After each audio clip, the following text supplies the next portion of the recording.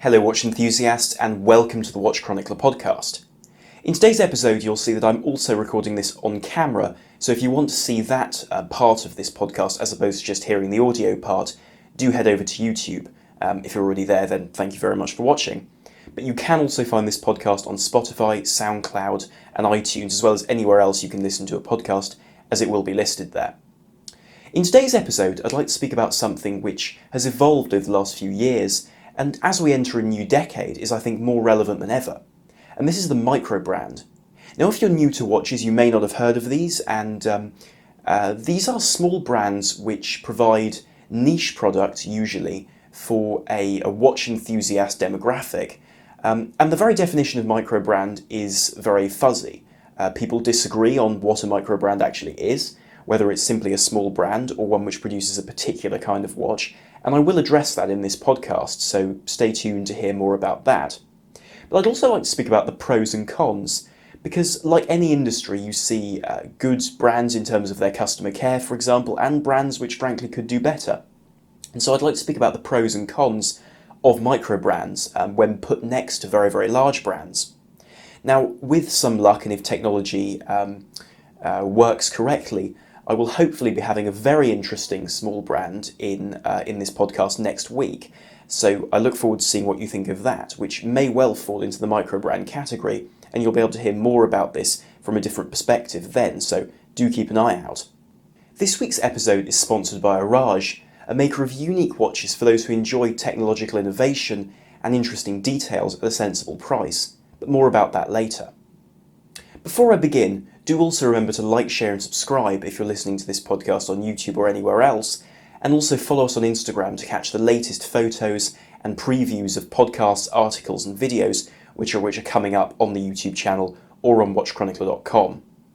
Also, if you are interested in new releases, in pieces about new releases, giving an in-depth explanation and consideration as to where these things fit in the market, as well as historical features about watches you may find fascinating, head over to watchchronicler.com to see the very latest from the watch world. Now, the first thing to speak about is what a microbrand actually is, and there's no one definition for this. The fact is that the microbrand as a concept is changeable and has been changing since these brands started to pop up. Because the way in which these brands have appeared is something which I'll talk about later in this podcast, but first I would like to address what they are. Now, you could judge them by size alone. Let's say you decided that any brand with less than 10 employees was a microbrand. However, there are a lot of brands which bring this sort of rule into question.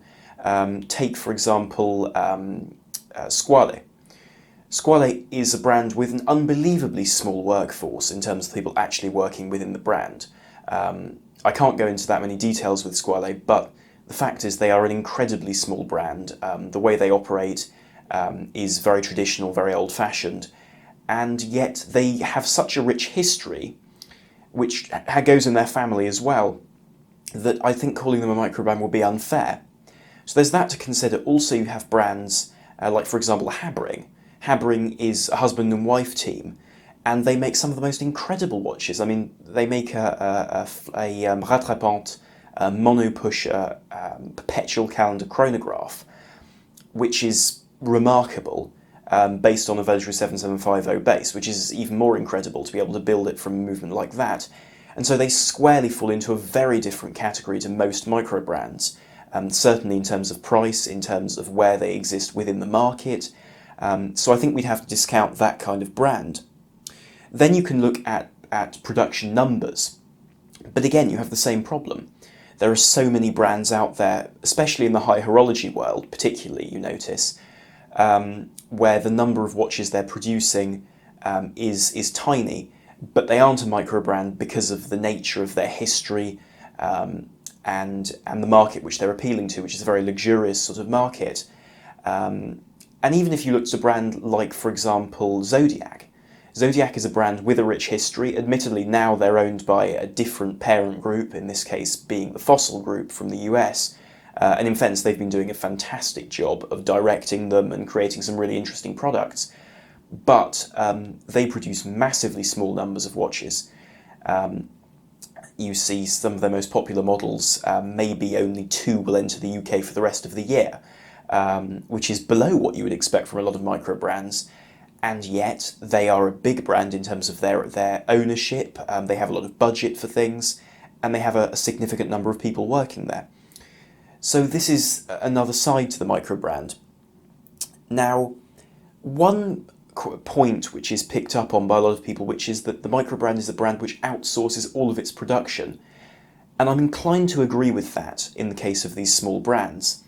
If you look at most micro brands, they have a number of reputable, trusted manufacturers in Southeast Asia, in Japan, in Switzerland, sometimes in Germany, although nowadays it's more rare since a lot of the German case manufacturers have closed their doors in recent years for a number of reasons, and frankly the quality coming from China is, and they wouldn't want to admit this, but it is very much the case, often superior. But that's beside the point.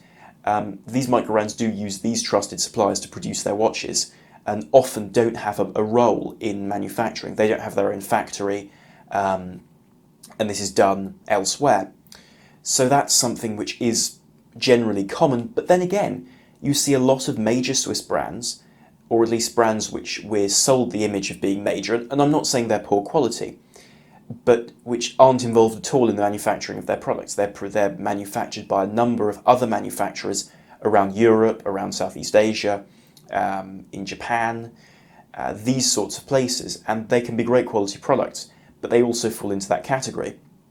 But I think the side which really makes a micro brand is the enthusiast side.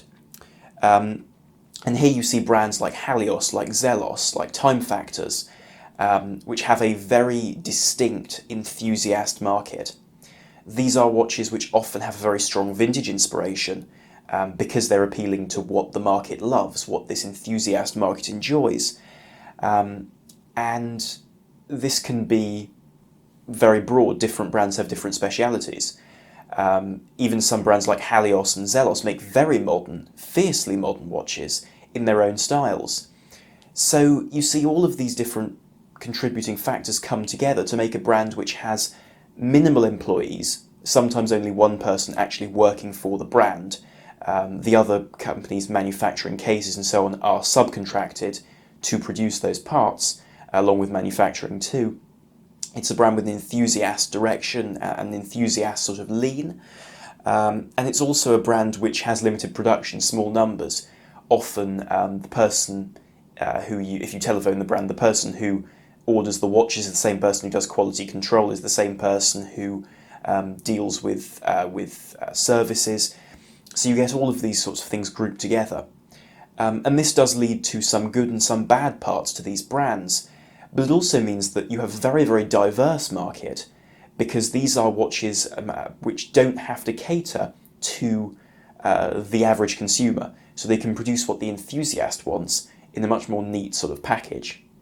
Now, Microbrand's origins in many ways are quite interesting, because they are something which is very much particular to our current generation, generation of watches, perhaps you could say.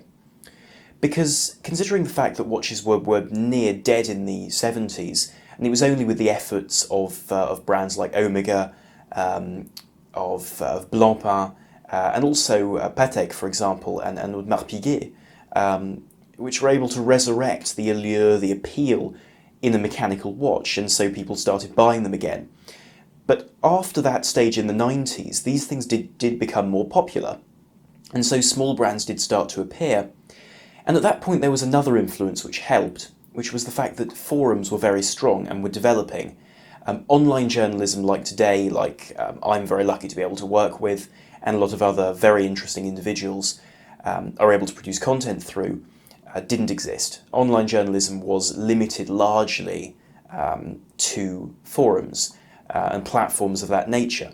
These become incredibly powerful in terms of their influence within the community, although it's still worth noting the fact that in the grand scheme of things, watch forums are an infinitesimally small part of the watch industry and the watch buyer audience, which is something I think a lot of people often forget. But this created an environment where people could mull over ideas which they wanted, but which weren't, let's say, broadly commercially interesting, considering the fact that most consumers weren't particularly interested in minutiae for a lot of people on watches, whereas enthusiasts like that sort of thing. And so small brands were able to start work from a single person's office, operating through a number of suppliers to produce cases. At that point, a lot of case manufacturers like Fricker, for example, in Germany, were producing very exciting cases for these watches. And so there were a lot of quality products starting to emerge. Then in recent years, a developing community, because of websites like Hodinkee, for example, and Worn and Wound, has been created. And this is a community which enjoys these details, enjoys these exciting watches which are a bit different. They're off the beaten track, they're a bit rarer, and designed for enthusiasts who like to see details echoed. And there was also a growing trend for vintage things being valuable, and this isn't just in the watch world. Cars, for example, the value of vintage cars has shot up in recent years. And amongst watches, these vintage watches have been idolised for a lot of people. And so brands able to offer you some of that magic for a fraction of the price were able to grow and grow in these small ways. Now clearly this has become a big market at this point in a wide way, with brands like Spinnaker and Dufa existing, both brands which actually belong to the same parent company, which is a $100 million company. So you can see the scale of power behind that. But what's important to consider is the fact that by now we have a situation where there are new brands popping up all the time, and concepts like Kickstarter have hugely increased this growth of these small brands, as well as the availability of off-the-shelf movements, whether those were ETA movements, Sellita movements, Seiko movements, Miyota movements. All of these contributed to the ability to create exciting watches for enthusiasts. And at this point, I think a lot of people who are developing an interest in watches often start off with microbrands, oddly enough, once they've left the high street brands, before going to grail watches, to really luxurious pieces, because they're an interesting way to get involved. And I can understand, because I was involved with microbrands in my early days when I first started getting interested in watches. But now for a message from this podcast's sponsor. Often regarded as an inaccessible feature offered only by the most prestigious and historic of brands, the tourbillon is a mechanism designed to rotate the escapement of a watch, thus accounting for gravity. Whilst functionally curious, the view of this complication has fascinated watch lovers for years, yet today we see a change of tack for this feature. Orage has conceived a Swiss-made tourbillon available for an entirely unprecedented price of under 7,000 francs. Produced with an emphasis on precision, accuracy and quality, these movements are conceived to balance Swiss tradition with absolute modernity at half the price of the nearest contender. Designed to advance this complication, Orage have created a unique aesthetic supported with quality. Having visited Orage's facilities in Biel, Switzerland, I can speak for the quality and the care with which these movements are designed for everyday life. In this way, the tourbillon 1 from Orage represents the exceptional made accessible, and the tourbillon taken from the atelier to the laboratory. Learn more at orage.com. But nowadays we see a really huge range of microbrands, ranging from watches which cost maybe £100 all the way to a few thousand in some cases if you look at brands like Laventure, which is incidentally a brand which I think is doing an amazing job. Sure, they're simply ETA powered watches, but they've captured that Jules Verne sort of feel to their watches fantastically. I encourage you to have a look actually if you don't know them, because they make some really remarkable stuff, and I think they have a GMT watch coming out soon, which I'm looking forward to hearing about. But that's beside the point. But I'd like to speak about the pros and cons of buying from one of these brands, and this is an important point, because if you're a new enthusiast or you're someone who's used to buying from major high street brands, whether that's Omega, Rolex, Longines, Hoya, any of these major brands, then stepping towards the direction of a microbrand can be difficult, especially when you're dealing often with a much smaller team and a brand which isn't as reputable. The fact is that when you're buying from a microbrand, you're relying upon the individual. So I'll speak about the cons first of all, and I've laid out a few, and I think that is the crux of things in terms of the most important point, which is that you have to trust the individual you're buying from. There are some people in this industry who I trust enormously, having worked with them, having spoken to them on a professional sort of basis and a professional sort of level. I've found them to be very decent, very good people, with a fantastic approach to customer support. On the other hand, there are other examples where, frankly, I wouldn't touch their watches with a 10-foot pole, because I wouldn't want to get involved with the other aspects of the brand. And I suppose I'm put in a privileged position because I'm able to speak to these brands from a different perspective than most consumers can. But even so, that's an important side to buying from a brand. The fact that you have that security if you trust the owner and the person running the brand. And one side, interestingly, to these microbrands, which is not often discussed, is the fact that they have somewhat blurred people's perspective of what good value means. Because a lot of people now expect, especially enthusiasts, expect much more from medium-sized brands, for example, than frankly they ought to. Because each brand has a different way of manufacturing, and at the end of the day, if it's one person working for a brand and they don't have particularly sizable needs in terms of an income, then inevitably they can produce a watch with smaller margins and make a watch which is in some ways better value, I say, in that way. So you're paying for far more actually than the watch, and this is why I think that comparing two watches by specifications can lead people down the wrong direction of understanding. Now you will, I'm sure, hear more about this when I speak to next week's guest. I will say who it is. It's Angus, who runs Ulster, who make the very interesting Jaws watch. He has a very particular perspective on these things and a lot of knowledge, so I think that might give people some new information. But certainly this perspective of looking at things from a specifications side without considering the wider picture of how the brand operates, how it sources its parts, has been the responsibility of the microbrand market to a certain extent. One other point which is somewhat clear is the fact there is such limited supply with these watches that you just can't treat them like a big brand.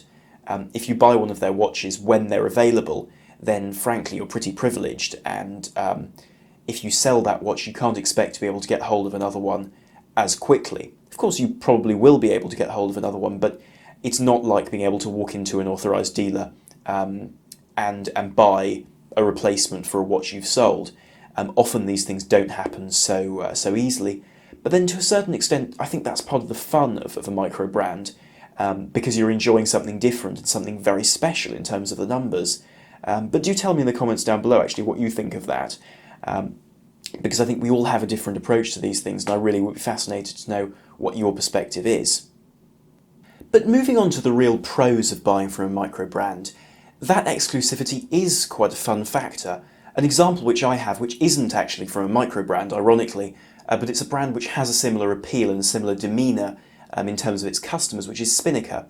A few months ago, just after reviewing the Spinnaker Dumas cartograph, which was kindly lent to me by Page & Cooper, I decided to buy one actually after reviewing it, and that's a watch which in my case means a lot to me, because it's a watch which I bought from someone I trust and has become a friend really over time, and it's only ever going to be one of 30. Even though it's an homage to an Omega and several influences from the 70s, it's a perfect watch in terms of being the right price for me to enjoy on a daily basis, and it's not just this homage which it sort of is. It's more of an homage to the spirit of that period, but you could call it an homage. But because of the exclusivity, because of the rarity, and because I know they're never going to be made again, it has real value to me, which I think is something you can't necessarily put a price on, especially with watches, where it's something very much emotional. It's an emotional connection we have with our watches, which makes them so much fun to own. Another side which we do need to look at is the fact that because these watches aren't the product of a committee, they're the product of an enthusiast, a lover, and someone who often is very obsessive about creating just the right product, you can have some really amazing things made. Some things which you wouldn't expect to see elsewhere. Small watches, watches with a 36mm diameter, for example, which wouldn't sell very well in the public market, but for an enthusiast is great fun, is a really nice way to enjoy a watch. These things just wouldn't be made, or a watch with thermally blued hands for £300. it's unbelievable because it's catering to a particular market which is enthusiastic about that kind of thing, which makes it worth the investment and worth the cost. So it's these kinds of things which pay dividends when you're looking at a microbrand watch and what it gives to you as an owner and as a lover of watches. And so they are attentive to the individual. A lot of these brands, if you speak to them and there's sufficient interest for something, they'll produce the watch, which is wonderful really to see when I think a lot of us, especially if you went to Baselworld, for example, when it was still running normally a couple of years ago, when the Swatch group was still there, if you tried to approach one of the booths, really all you could see was their window. Actually handling a watch was totally out of the question if you weren't a journalist with a booking beforehand several months in advance. So I think that all of this comes together to show the fact that having that direct involvement with one of these brands is huge fun and really isn't something to be underestimated. But I'll conclude this podcast there, and I'd be very interested to hear what you think of microbrands, whether you like the way they do things, whether you're particular about which microbrands you buy from, and which ones have been your favourite in the last few years. There have been some really great creations by some fantastic people, but I'm always keen to hear what you think. So thank you very much for listening, and do remember to like, share and subscribe. So thank you very much for listening. This is Armand from WatchChronicler.com, out.